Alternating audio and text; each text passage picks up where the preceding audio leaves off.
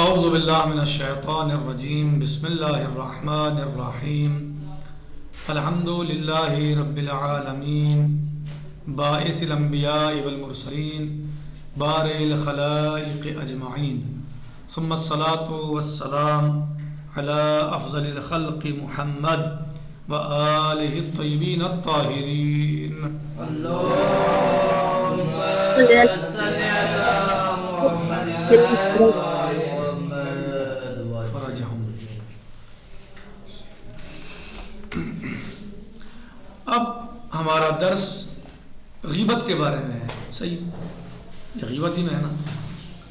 کہہ رہے ہیں کہ غیبت کیا ہے۔ اس سے پہلے والے درس میں ہم نے قسم کے بارے میں پڑھا، اس سے پہلے غصب کے بارے میں پڑھا۔ یہ ہمارا 44واں درس چل رہا ہے، اور اب ہم قسم کے بعد جھوٹ بھی ہم نے پڑھا، اور اب ہم غیبت کو پڑھتے ہیں کہ غیبت کیا ہے۔ کہہ رہے ہیں غیبت کا مفہوم، اگر کسی شخص میں کوئی نقص یا برائی پائی جاتی ہو، یا اس نے کوئی ایسا نامناسب کام کیا ہو جس کا اظہار وہ نہ چاہتا ہو، اور لوگ اس سے بے خبر ہوں، تو اس کے پیٹھ پیچھے ان کا بیان کرنا غیبت ہے۔ غیبت کیا ہے؟ اگر کسی شخص میں کوئی نقص ہے یا برائی ہے، صحیح ہے، یا اس نے کوئی ایسا نامناسب کام کیا جس کا وہ ذکر یا اظہار نہیں چاہتا، اور لوگ اس سے بے خبر ہوں، یعنی لوگ نہ جانتے ہوں اس کام کے بارے میں، تو اس کے پیٹھ پیچھے ان کا بیان کرنا غیبت ہے۔ کسی میں کوئی نقص ہے، کوئی عیب ہے، کوئی برائی ہے، یا کوئی ایسا کام اس نے انجام دیا کہ جس کا وہ اظہار نہیں کرنا چاہتا اور لوگوں میں وہ عام نہیں ہے، تو اس کے پیچھے اس کو بیان کرنا کیا ہے؟ غیبت کہلاتا ہے۔ کیا ہے غیبت کی تعریف؟ یہ غیبت کی تعریف ہے۔ اگر آپ سے سوال کیا جائے کہ غیبت کا مطلب کیا ہے، تو آپ کو یہ بتانا ہے، ٹھیک ہے۔ اب آئیے، غیبت کے احکام کیا ہے؟ غیبت کے احکام کیا ہے؟ کہہ رہے ہیں نمبر 1، غیبت کرنا اور سننا دونوں ہی حرام ہے۔ کیا حکم ہے غیبت کے بارے میں؟ غیبت کرنا بھی حرام ہے اور غیبت سننا بھی حرام ہے۔ غیبت سننا بھی اور غیبت کرنا بھی حرام ہے۔ نمبر 2، اگر کسی شخص نے کسی کی غیبت کی ہے تو توبہ کرے، اور جس کی غیبت کی ہے اس سے بتانا ضروری نہیں ہے۔ اگر کسی شخص نے کسی کی غیبت کی ہے تو توبہ کرے، اور جس کی غیبت کی ہے اس سے بتانا ضروری نہیں ہے۔ کسی شخص نے کسی کی غیبت کی ہے تو توبہ کر لے، اور جس کی غیبت کی ہے اس سے بتانا ضروری نہیں ہے۔ نمبر 3،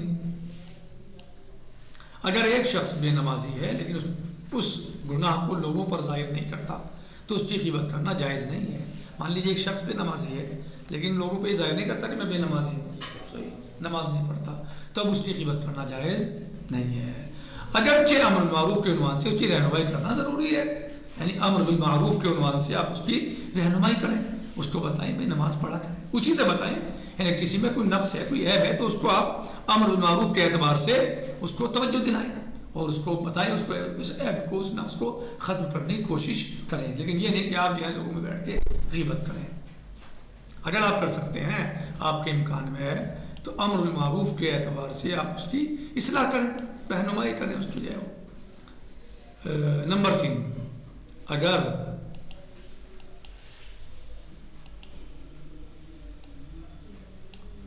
اگر ایک شخص بے نمازی ہے لیکن اس گناہ کو لوگوں پر ظاہر نہیں کرتا، تو اس کی غیبت کرنا جائز نہیں ہے، اگرچہ امر بالمعروف کے عنوان سے اس کی رہنمائی کرنا ضروری ہے۔ یہ تھا غیبت کے مسئلے میں مختصر طریقے سے جو بیان کیا۔ باقی افراد جو مزید معلومات لینا چاہتے ہیں اس سلسلے میں، تو وہ دیگر کتابوں کی طرف رجوع کریں، انشاءاللہ تفصیل کے ساتھ اور بھی مل جائے گا۔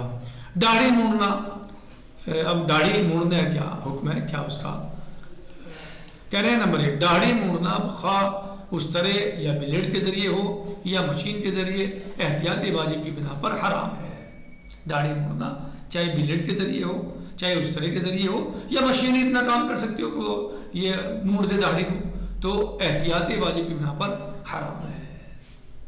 نمبر، اب یہ آئیے اس میں، بنا پر احتیاطی واجب کوئی نوجوان اپنی داڑھی گھنی کرنے کے لیے بھی داڑھی مونڈا نہیں سکتا۔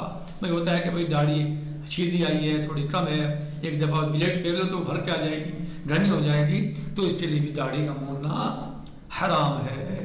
البتہ اگر اس کی داڑھی نہ نکلی تو چہرے پر بلیڈ یا اس طرح چلانے میں کوئی حرج نہیں ہے۔ ایک انسان کی داڑھی آئی ہی نہیں ہے، ابھی داڑھی نہیں آئی اور اسے جلدی ہے داڑھی لانے کی، یا مثلا کو لیٹ ہو گیا، مثلا عمر تو ہو گئی، اس کی داڑھی نہیں آئی، اب وہ اس کی وجہ سے مثلا چہرے پر جو ہے بلیڈ پھیر رہا ہے یا اس طرح بار بار پھیر رہا ہے تاکہ داڑھی آ جائے، اس میں کوئی حرج نہیں ہے۔ جو داڑھی کا موڑنا آرام ہے، لانا آرام نہیں ہے۔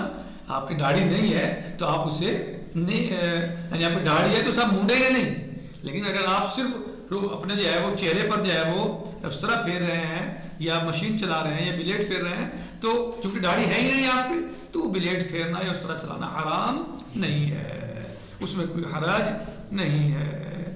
یہ ہمارا درس تھا آج کا، جس میں غیبت کا مفہوم بتایا گیا، غیبت کے احکام کو بتایا گیا اور داڑھی موڑنے کے بارے میں بتایا گیا۔ آج ہماری یہ کتاب اسی درس کے ساتھ 44 سبق ہم نے اس میں پڑھے اور یہ کتاب اپنے اختتام کو پہنچ گئی۔ انشاءاللہ اللہ نے توفیق دی تو اس کو ہم ریوائز کرتے ہیں، دہرائیں گے انشاءاللہ۔ لہٰذا آپ بھی اس کو اچھی طریقے سے سمجھیں، مختصر طریقے سے احکام بیان کیے گئے ہیں، زندگی گزارنے کے طریقے، انسان دنیا میں رہے تو کیسے دین پر شریعت پر عمل کرے، مختصر طریقے سے ان کو بتایا گیا، یہاں پر احکام بتائے گئے ہیں، تو انشاءاللہ آپ ان کو یاد بھی کریں اور ان پر عمل بھی کریں، اور انشاءاللہ اگر کوئی بات سمجھ میں نہ آئی ہو تو ہم آپ کی خدمت میں حاضر ہیں، پوچھ سکتے ہیں، کوئی مشکل نہیں ہے۔ آج کے ہم اس درس میں اپنے اسی پر اکتفا کرتے ہیں۔ والحمدللہ رب العالمین، وصلی اللہ علی سیدنا و نبینا محمد و آلہ الطیبین الطاہرین۔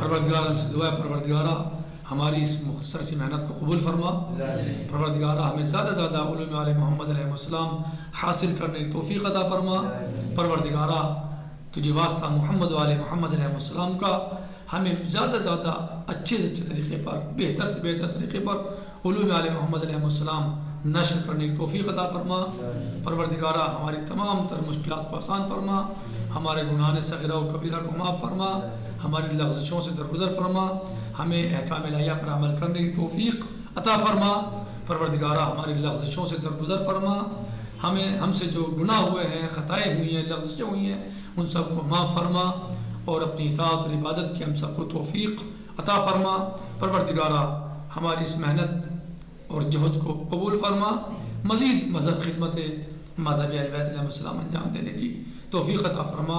والسلام علیکم ورحمۃ اللہ تعالی وبرکاتہ، فی امان اللہ، خدا حافظ۔